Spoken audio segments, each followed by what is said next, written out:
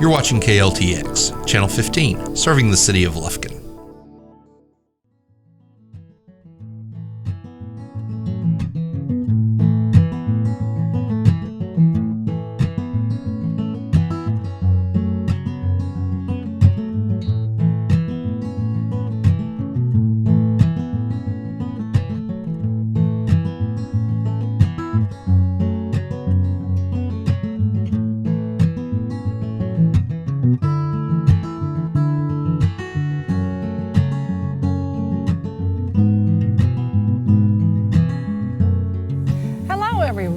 Welcome to Forest Country Gardening. My name is Elaine Cameron and I'm an Angelina County Master Gardener.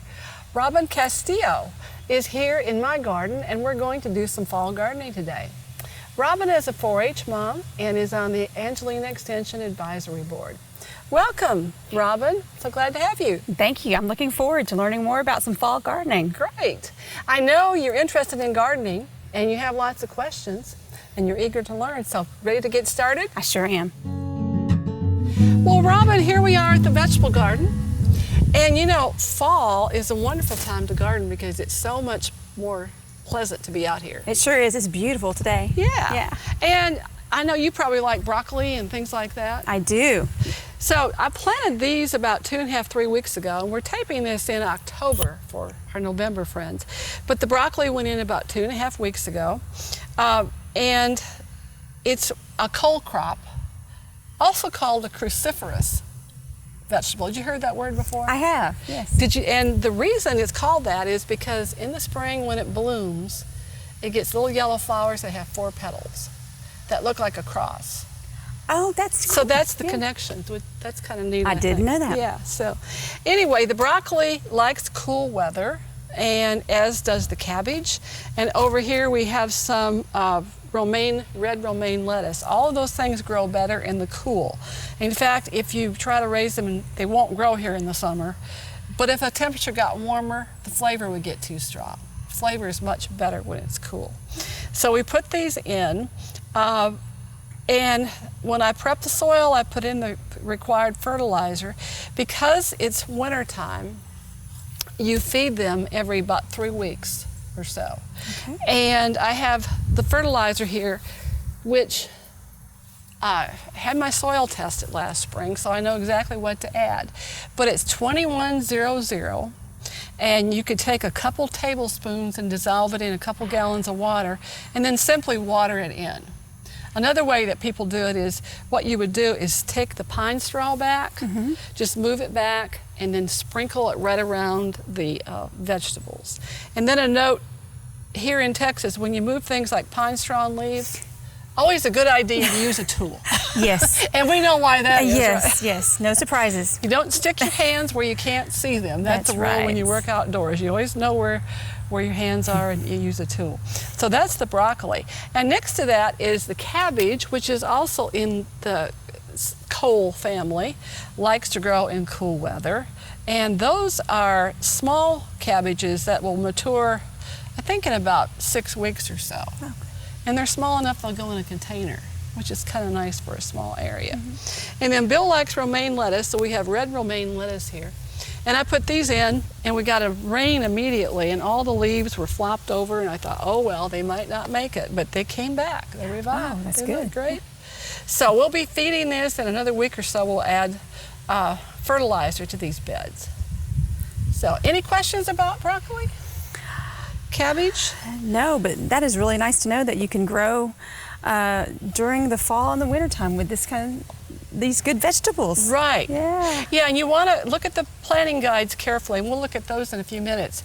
And there's a special time, like our first frost here is usually mid-November. Okay. So you count backwards. Usually there's charts that tell us what you can plant. So typically in October is when you want to plant the cabbage and the cole crops and things like that. That's good to know. Yeah. It helps. And that way they get a good start before the frost. Now they will take frost. They will tolerate a light frost. But if you get a freeze, which means it's down below 30 for a prolonged period of time, then you'd want to cover them. Okay. In fact, they say even a frost makes vegetables like this taste even better. Makes them sweeter.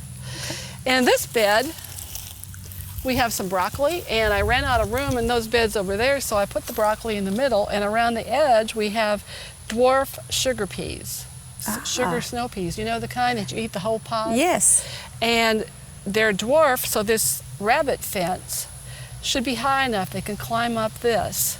Okay, so I didn't know they climbed. So they'll climb, that way they can be yeah. supported by the rabbit fence. If they're the taller ones, it would need to be a little bit taller. Okay. Yeah, and so the peas, I used to try to plant these in January and couldn't figure out why they never worked very well. It got hot too soon. They need cool temperatures as well. Okay. So the key is plant them in October, and one year I had them planted them in October, and I believe we had peas for Thanksgiving, Christmas, and Easter. Oh wow, that's They made awesome. it through the winter. So, you know, I don't do a lot of freezing or canning, but I try to plan my garden so we have something fresh on our plate just about all year round. Oh. So, Do the dwarf ones make smaller peas? no, too? it's just that they don't grow plants as don't. tall. Okay. So they're a little easier to manage. Okay. So I thought today what we'll do, we'll get some mulch. Since the peas are up, we could put some mulch on these beds. Now we use pine straw. And when you don't want to mulch when you have seeds coming up because you don't know where they're going to be. So we'll just put 2 or 3 inches of pine straw, and that way we'll control the weeds, but we can see our peas are up, so we're not going to cover them up and keep them from germinating, but it controls the weeds. So we'll get all these beds mulched today because you can see the little weeds that are coming up around. But that controls the weeds. It also helps the roots stay warmer as the temperatures get colder, so it keeps the temperature a little more even. Okay. So, yeah. Well, around here we have plentiful pine straw, so that's perfect right, to right. use. Pine straw, yes. We can pine find straw it. It's a Yes. great mulch. It's a great mulch. I noticed that you have a raised bed over there with leaves on it. Why is that? Okay, that bed is vacant right now, and so we put chopped leaves on from the yard the other day. We have a leaf chopper, and put about 4 or 5 inches on. I sprinkled a little more nitrogen fertilizer on to help break them down, and I'm holding that bed to put onions in January. Oh, okay. And the reason that bed doesn't have a fence, you notice all the other beds have little fences around them? It's a rabbit fence. Okay. Because the rabbits will gobble my winter garden up. So I have them all fenced out, and that one, they don't particularly like onions. Oh, so you don't They have don't to. bother, so I don't need to worry about a fence. So Okay. that's why onions are going in that bed. Okay. But it's a great way to condition the soil before you Start. get it ready to go. And then also the pathways, we have chopped leaves in all the pathways. You could even compost in your pathways. As you walk through them, you're breaking the leaves down, and the next year you can go through and scoop up the compost out of your pathways. So you've got it going on. That's a great tip. Yeah, okay.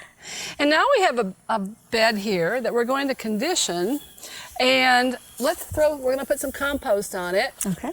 So for soil conditioning, first of all, I got rid of all the weeds and all the vegetables that were here in the summer. So this is compost I got out of my bed this morning, and see how pretty that is? It is very rich. It's last year's leaves, some coffee grounds, and fruit peelings and things like that is broken down over the course of a year. So we'll work that in, and we'll get this little rake. So we'll just work that in through the whole thing, and that's part of the soil conditioning.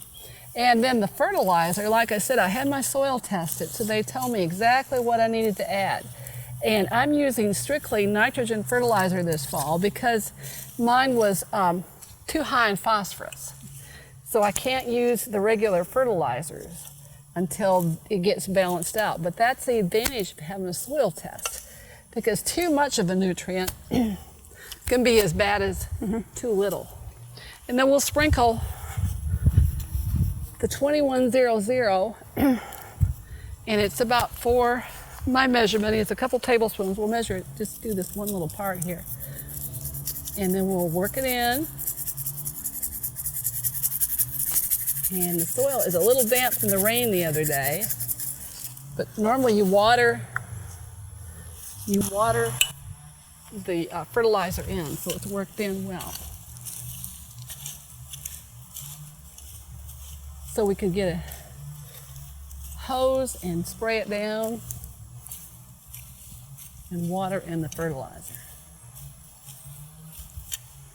So that's soil conditioning. So in Texas, it's good to add organic matter every single season. And the reason is it's so hot, it breaks down really rapidly. Okay. And then the other thing with fertilizing, when it's cooler, we use compost is a fertilizer, but it's slow release. It works slowly over a long period of time. Vegetables like we're growing need to green up right away. And when the temperatures are cooler, it's not breaking down fast enough to provide them the food. So when you're raising food crops, you want to make sure you get the right quantity. So Okay. that's the reason for that. So you mentioned that you had your soil tested, so you knew exactly what you needed to add. Right. So how can someone do that with their own soil? Okay, you can go online and look up soil testing, and locally we can get it done with SFA University. You can print the forms, and you go out to your garden and gather soil. And what you do is you get a clean bucket and use a tool like a trowel or a shovel, make sure it's clean. And then what you do is dig down a few inches and take samples of the soil and put them in your bucket. And then from various places where you're going to plant. So it's not just one location. Like if you were doing the vegetable garden, you'd probably get a scoop from every single bed here. Put it in the bucket, stir it up, and then put it in a Ziploc bag. Just after it's mixed up, take a sample of that in a Ziploc bag, and you print a label and ship it to SFA with your check. Okay. And I believe it's about $13, but well worth the money because you know exactly what to put in your garden. It does sound like it's great for that. Yeah. Yeah, because I had no idea I that I have. was high in phosphorus. I would have kept adding it. So, it really helped. Okay, we're planting carrots today. Now, carrots do well. Have you ever had homegrown carrots? I have, and the flavor is so good. They're not even the same food They are not. as what you get from the store. They are sweet. They're wonderful. Now, carrots grow again in the cold season. They're one of the vegetables we can plant in November. So viewers still have time to plant carrots. Now, they're a little tricky. Sometimes they're hard to germinate. You don't have to plant them very deep. So what I've done, just made a little trench here in our moist soil. I'm going to put some seed starting mix down, which you buy in the store when you're planting seeds that you raise, for the garden. Okay. And it's soft and fluffy. And what I've found when I've planted carrots in it, they germinate better. So that's how I do carrots. So we're just going to do part of a row so you can see how we did that. And the carrot seeds are small. Now there's a hint that you mix carrot seeds with radish seeds, and then when the radishes get ready sooner, and when you pull them out, you've automatically thinned your carrots. I did not have good luck doing that last year. I ended up pulling up the carrots. Oh, while you're pulling those out, yes. So I'm just sprinkling this in a wide row, and then we'll just pat down a sprinkle of, and I've moistened the potting or the seed starter mix earlier today, so it's moist, and we'll keep, as we wait for it to germinate, it might take several days for it to germinate. You may come out here with a spray bottle and keep the seed bed moist until they sprout. Okay. So that's my trick for planting carrots. Okay. All right. If a big rain came after you did this, would you have to come back out here and check and make sure the seeds didn't wash? Well, they might. And you know what I did last week? I used these trays that come from the nursery that you get your plants in. If you put that over your row, to protect it diffuses the rain a little bit. Okay. So it seemed to work pretty well. Okay. That's also a good trick when you've worked up your garden and you have neighborhood cats or dogs who like to play in the nice fresh soil. Put one of those seed carriers or plant carriers upside down, keeps them from playing in your nice clean dirt. Okay. Yeah. And we have a couple of herbs to plant here today. Now, cilantro is a popular herb. I'll bet you use that in your cooking. I do. It's one of my favorites. And interesting thing, it really needs a cool season to grow. So when you plant Now we've already fertilized the soil, and typically you also can use a seed starter mix when you plant a potted, you plant a plant. You can find that in your fertilizer section of the home stores. A seed starter, you mix that up in your watering can and it gives an extra little start. So plant it the same depth as it is in the pot. And this plant has little roots, and it hasn't, so when you get a plant out of the pot, it's good to check. Do you have roots circling? Do they need to be spread out? Sometimes. So that's all there is to planting the cilantro. It should be there all winter until spring. We'll have cilantro. Okay. And parsley, another, and the same thing with it. We plant it the same way, but it'll grow all winter long and be good till spring and probably make a big plant. But it makes great for the holidays. So we'll plant that later today. Now, how did you know how far away to plant the cilantro? Well, let's see, you would look at the label and it says to space it 12 to 18 inches apart. Okay.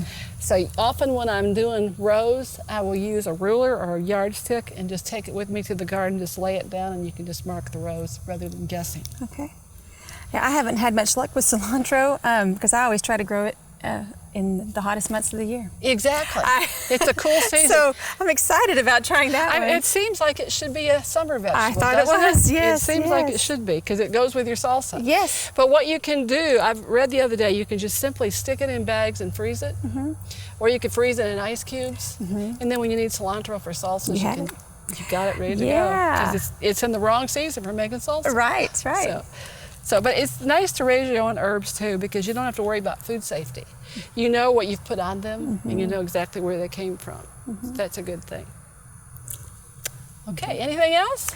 I do have a question about your fence here. I noticed that you have, like, where you can open and close it real easily? Can you show me, like, how you did that? Well, this one I took loose today so we could get to it. But basically what I've done, I put a piece of PVC pipe in the end, and then they just wrap around like that. And so that way I can get in. And a lot of the places I just simply reach over, have a tool, and reach over that way. Yeah. Because I did it myself and I didn't know how to make a gate. Well, it almost looked like you had, so you did a great job. Yeah. I was very proud when I put that rabbit fence in. Very good. Okay, can you tell us when are some good times to plant these vegetables and these flowers? Okay. Well, there's a couple of ways. Online at Aggie Hort, you can look up fall vegetables, and there are guides that give you all the dates. One of my favorite books is this one, Texas Fruit and Vegetable Gardening by Greg Grant. Would make a great Christmas present for you, Robin, if you want to get into Put vegetables. that on my list. But in the back, it has the charts to tell you exactly when to plant. It tells you how much to plant for your family of any type of vegetable. And then in the front, it has a 2-page information about each vegetable, like here's snow peas. So it tells you exactly how to plant them, when to harvest them, how to feed them, and all of those, everything you need to know basically. Now Greg says it's a beginner's book, but it gives you all the basic information you need to plant vegetables and fruits and nuts. That would be very helpful. So I love the recipe look. You just look up peas, what do I do? And he'll break it down to a small garden, like how many teaspoons of fertilizer per square foot. And I can understand that, right? That makes it much easier. Yes. And then another book is Easy Gardening for Texas by Dr. Masabny. It has similar information as well as diseases, insects, things like that. So it's also a great book. So those are two things. And you can find this one online if you just look it up, Easy Gardening for Texas by Dr. Masabny. And both are available online. Okay. Yeah, really helpful. Robin, did you notice the rain lilies blooming over there? They're beautiful. They start blooming in late summer after the rain. And I love rain lilies. And I had the good fortune to go to the Smith County Master Gardener's bulb sale a couple weeks ago. And lo and behold, I got rain lily bulbs. Now these are white rain lilies. They're actually a native, and they multiply. So they have little tiny bulbs, and we're just simply going to plant them about 1 inch deep. And I'm going to ring the front of this bed with rain lily bulbs. So in August, it'll be absolutely pretty. So they go about 1 inch deep, and that's all there is to planting bulbs. Oh, cool. So just Easy a little bit peasy. sticks up, and Yeah. and you know exactly. That is awesome. Right. Yeah, that so is we'll have easy. rain lilies around the edge. And then for color, I'm going to add some kale. Kale's an annual. Now, kale, people eat kale, but the flowering ornamental cabbage is designed to be an ornamental. It'll get colored centers of pink or red or white, and it's really not to eat. Okay. The flavor wouldn't be very good. So we'll add that for fall. Now, the other plants in here, the grass, it's Lindheimer muley.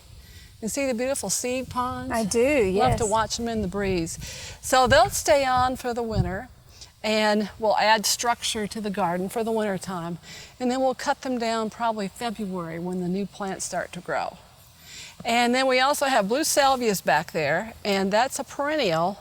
It will come back next year, but when frost comes, they're probably going to die out. Okay. So what I'm going to do today is we're going to plant kale later today, but we're also going to do some larkspur seeds over here. We're going to plant some larkspur here today, Robin. Larkspur is an old favorite. It's not a native, but it's a well-adapted perennial. And so what you do with that, you plant it in the fall when it's still before the frost. It'll come up and be a little tiny plant all winter long. And then in spring, it grows tall, about 2.5 feet tall, and has long, spiky blue flowers. Oh, I don't think I've ever seen larkspur. So, and what we did with the soil here, we raked it so it's loose. I'm just going to water it to settle it in. It's pretty easy. It's similar to planting wildflower seeds. So we'll plant the seeds here. I'm going to hand you this packet. Okay. Right here. Mm-hmm. So I'm just going to sprinkle these on the ground. And they need light to germinate, so we don't want to cover them very much. So we're going to put them on the top of the ground and then tamp them down with the back of the rake. And we'll plant larkspur all around the back of this bed because the salvias are going to die back with a frost. So we'll replace them with the larkspur. When the larkspur is finished blooming, the salvias will come back. So we just tamp it in lightly so it's firm to the soil, but it has the light that it needs to germinate. So you'll be able to have some color here all the time, right? And when and we'll put the ornamental kale in, and then when the pansies are available in the store, I'll put those behind the kale, so we'll have color Lots of color, yeah. along with the grass. Well, Robin, we've had fun in the garden today, right? I've enjoyed it, yes. A couple things we forgot. Okay. We were talking about the sugar peas and how on the broccoli we give them a second feeding of fertilizer. Well, on peas, you just condition the soil and fertilize before planting. You don't add any after. Okay. And if you remember from science class, legumes, they fix nitrogen on their roots, so they don't need the extra nitrogen. If you gave them an extra feeding, they'd probably put it into their leaves and wouldn't make as many peas. Okay. So that's an important thing. And then mulching. We planted the larkspur seeds, and we like to mulch around our plants to prevent weeds. But when you do seeds, when you plant seeds or when you want to have seeds come up, volunteers from other plants, you don't want to mulch that area. Okay. You want to keep the soil free so the seeds can come up. Okay. So, yeah. And let me see. Did you have any other questions? I don't, but I sure appreciate all I've learned. Thank you. This was fun. And by the way, for our viewers, if you have any gardening questions or any topics you want covered, you may email me at elainecameron@suddenlink.net. Mark your calendar for these gardening events. Angelina Master Gardener's Final Noon program for 2019 will be held on Tuesday, November 19, 12 to 1 p.m. at Angelina Extension Office. Skip Richter, Texas A&M Agrilife Extension Agent for Horticulture, will discuss composting. Learn how to use fallen leaves to enrich your soil. Program is free and you may bring your lunch.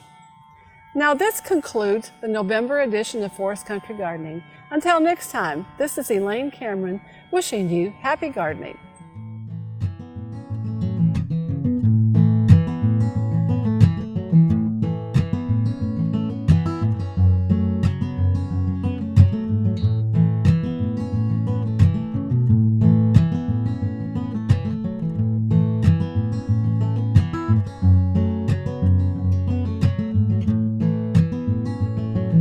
you.